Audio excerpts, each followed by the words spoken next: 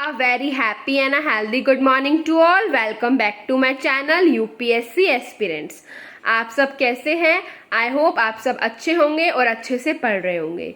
हमने अपने एम लक्ष्मीकांत के 15 चैप्टर्स कंप्लीट कर दिए गए हैं और आज हम पढ़ेंगे chapter 16 emergency provisions. Important chapter है, क्वेश्चंस बहुत सारे बनते हैं इस चैप्टर से, तो प्लीज ध्यान से पढ़िएगा, फोकस्ड होके पढ़िएगा।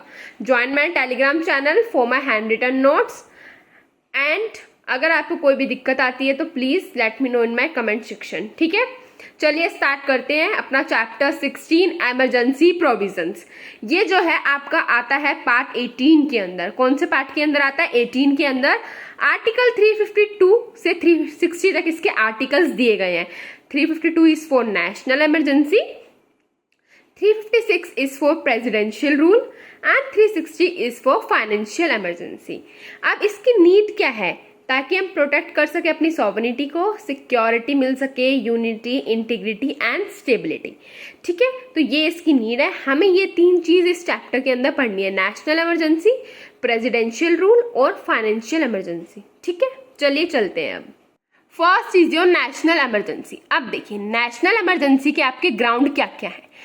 आपके ग्राउंड है वॉर, कोई भी लड़ाई झगड़ा हो जाए, वॉर हो जाए, एक्सटर्नल अग्रेशन, बाहर से कोई आपसे लड़ने आ जाए, और आर्म्ड रिबेलियन। देखिए पहले हम आर्म्ड रिबेलियन को इंटरनल डिस्टर्बेंस बोलते थे, बट 44 अमेंडमेंट के अकॉर्डिंग उसको हम बोलते हैं आर्म्ड रेबिलियन।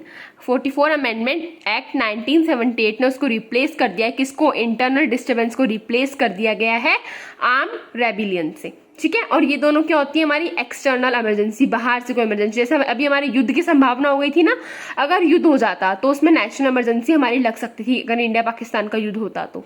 ठीक है, तो ये सारे इसके ग्राउंड्स हैं। ये क्वेश्चन इससे आया हुआ है, याद रखिएगा। ठीक है, can be restricted to any particular region और state of India by president. कोई भी पर्टिकुलर रीजन या कोई भी स्टेट उससे रेस्ट्रिक्ट रह सकता है, और वो कौन करेगा? हमारा प्रेसिडेंट करेगा। और इसको प्रोक्लेम भी कौन करता है? हमारे प्रेसिडेंट करते हैं 44 कॉन्स्टिट्यूशनल अमेंडमेंट एक्ट 1978 के तहत। ठीक है, अब इसको अप्रूवल कैसे मिलता है नेशनल इमरजेंसी को? दोनों हाउस को अप्रूवल देना पड़ता है, लोकसभा और राज्यसभा को विद इन 1 मंथ, 1 महीने के अंदर अंदर, बाय स्पेशल मेजोरिटी।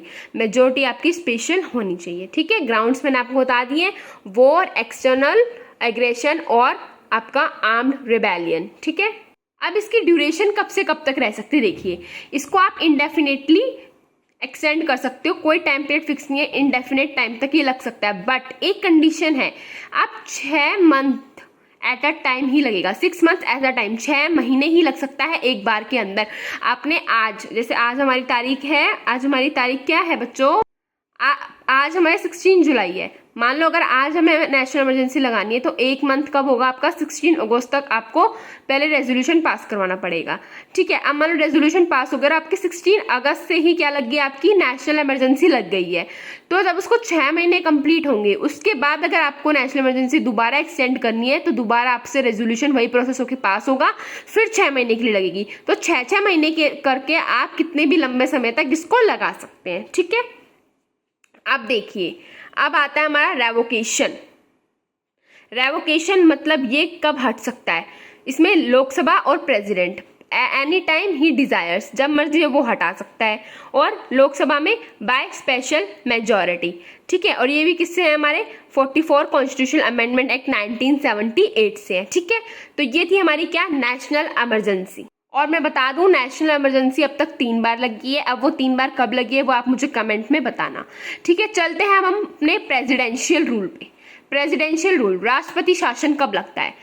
इसका ग्राउंड क्या है? तब स्टेट गवर्नमेंट जो है वो सेंटर के अकॉर्डिंग, कॉन्स्टिट्यूशन के जो प्रोविजन है उसके अकॉर्डिंग अपना काम नहीं कर पाती है, तब उस राज्य के अंदर लगाया जाता है प्रेसिडेंशियल रूल। ठीक है, आर्टिकल 355 और 365 इसके ग्राउंड्स बनते हैं। ठीक है, और ये किसके रिकमेंडेशन पे लगाया जाता है? या तो आपकी गवर्नर ने रिपोर्ट दे दी या कोई और रीजन है। ठीक है, गवर्नर ने बोला स्टेट में ऐसा ऐसा नहीं चल रहा है, अच्छा नहीं चल रहा है, तो क्या होगा? आपका वहां पे क्या लग जाएगा? प्रेसिडेंशियल रूल लग जाएगा। अप्रूवल राज्यसभा और लोकसभा दोनों से होना चाहिए, इसमें सिंपल मेजोरिटी है। और एक बात याद रखना, इसका टाइम 2 मंथ्स है। आपका नेशनल इमरजेंसी में दोनों हाउस से टाइम 1 मंथ है, इसमें 2 मंथ्स है। उसमें आपकी स्पेशल मेजोरिटी है, इसमें आपकी सिंपल मेजोरिटी है। ये याद रखना है आपको। ठीक है ना, अब देखिए ड्यूरेशन। मैक्सिमम 3 साल के लिए लग सकता है। जैसे आपका नेशनल इमरजेंसी में कोई टाइम फिक्स नहीं था, इसमें टाइम फिक्स है, आप 3 साल तक ही लगा सकते हैं, but 6 months at a time, वही सेम 6 महीने पे आपको दोबारा रिन्यू करवाना पड़ेगा। अगर आपको इसको एक्सटेंड करना है 1 साल के बाद भी, तो 2 कंडीशन नीडेड होनी चाहिए। आप 1 साल के बाद भी इसको क्यों लगा रहे हो, प्रेसिडेंशियल रूल क्यों लग रहा है उस स्टेट में, या तो नेशनल इमरजेंसी लगी हो पूरे देश में, या फिर आपका जो election commissioner of India, ECI means election commission of India, वो सर्टिफाई कर दे कि भाई इस राज्य में अभी इलेक्शंस कंडक्ट नहीं हो सकते, ये उस स्थिति में नहीं है कि यहाँ पे हम इलेक्शन कंडक्ट करवाएं।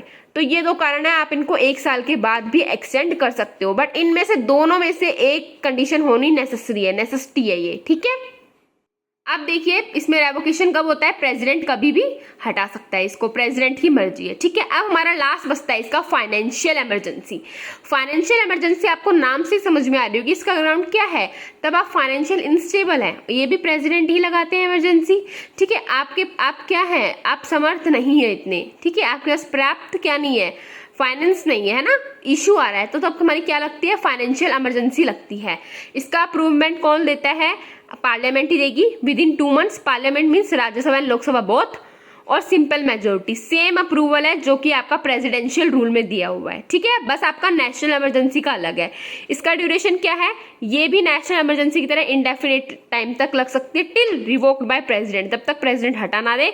कोई पीरियड इसमें अप्रूव नहीं किया गया है कि आपको इतने समय से इतने समय लगानी है, या 6 मंथ्स एट अ टाइम लगानी है, 2 मंथ एट अ टाइम लगानी है, 3 साल के लिए, 4 साल के लिए, कोई टाइम पीरियड फिक्स नहीं है, ठीक है।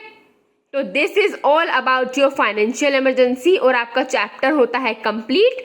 इसमें हमने पढ़ा अपना नेशनल इमरजेंसी, स्टेट इमरजेंसी और प्रेसिडेंशियल रूल, और फाइनेंशियल इमरजेंसी। इनको आप अच्छी तरह पढ़िएगा, ठीक है। और कोई भी डाउट हो तो आप मुझसे पूछना। आज की क्लास के लिए इतना ही। Take care, bye, have a nice day.